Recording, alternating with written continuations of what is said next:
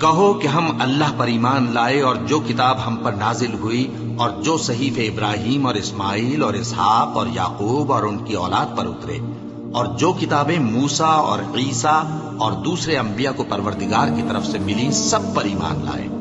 ہم ان پیغمبروں میں سے کسی میں کچھ فرق نہیں کرتے اور ہم اسی اللہ کے فرما بردار ہیں، اور جو شخص اسلام کے سوا کسی اور دین کا طالب ہوگا وہ اس سے ہرگز قبول نہیں کیا جائے گا، اور ایسا شخص آخرت میں نقصان اٹھانے والوں میں ہوگا۔ اللہ ایسے لوگوں کو کیوں کر ہدایت دے جو ایمان لانے کے بعد کافر ہو گئے اور پہلے اس بات کی گواہی دے چکے کہ یہ پیغمبر برحق ہے اور ان کے پاس دلائل بھی آ گئے، اور اللہ بے انصافوں کو ہدایت نہیں دیتا۔ ان لوگوں کی سزا یہ ہے کہ ان پر اللہ کی اور فرشتوں کی اور انسانوں کی سب کی لعنت ہے، ہمیشہ اس لعنت میں گرفتار رہیں گے۔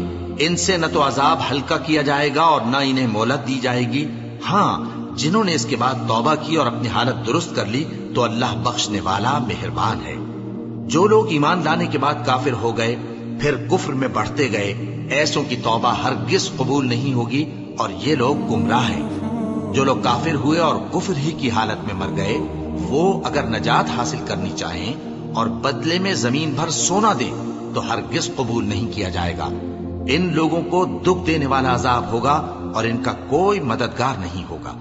مومنو، جب تک تم ان چیزوں میں سے جو تمہیں عزیز ہیں اللہ کی راہ میں خرچ نہ کرو گے کبھی نیکی حاصل نہ کر سکو گے، اور جو چیز تم خرچ کرو گے اللہ اس کو جانتا ہے۔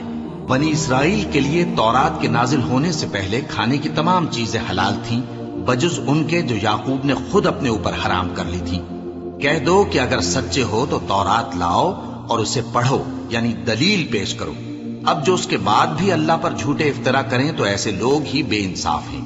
کہہ دو کہ اللہ نے سچ فرما دیا، بس دین ابراہیم کی پیروی کرو جو سب سے بے تعلق ہو کر ایک اللہ کے ہو رہے تھے اور مشرکوں میں سے نہ تھے۔ سب سے پہلا گھر جو لوگوں کی عبادت کرنے کے لیے مقرر کیا گیا تھا وہی ہے جو مکے میں ہے، بابرکت اور جہان والوں کے لیے موجب ہدایت۔ اس میں کھلی ہوئی نشانیاں ہیں جن میں سے ایک ابراہیم کے کھڑے ہونے کی جگہ ہے۔ جو شخص اس مبارک گھر میں داخل ہوا اس نے امن پا لیا، اور لوگوں پر اللہ کا حق یعنی فرض ہے کہ جو اس گھر تک جانے کا مقدور رکھے وہ اس کا حج کرے، اور جو اس حکم کی تعمیل نہ کرے گا تو اللہ بھی اہل عالم سے بے نیاز ہے۔ کہو کہ اے اہل کتاب، تم اللہ کی آیتوں سے کیوں کفر کرتے ہو جبکہ اللہ تمہارے سب اعمال سے باخبر ہے؟ کہو کہ اے اہل کتاب، تم مومنوں کو اللہ کے رستے سے کیوں روکتے ہو اور باوجود کہ تم اس سے واقف ہو اس میں کجی نکالتے ہو، اور اللہ تمہارے کرتوتوں سے بے خبر نہیں؟ مومنو، اگر تم اہل کتاب کے کسی فریق کا کہا مان لو گے تو وہ تمہیں ایمان لانے کے بعد کافر بنا دیں گے، اور تم کیوں کر کفر کرو گے جبکہ تم کو اللہ کی آیتیں پڑھ پڑھ کر سنائی جاتی ہیں اور تم میں اس کے پیغمبر موجود ہیں؟ اور جس نے اللہ کی رسی کو مضبوط پکڑ لیا وہ سیدھے رستے لگ گیا۔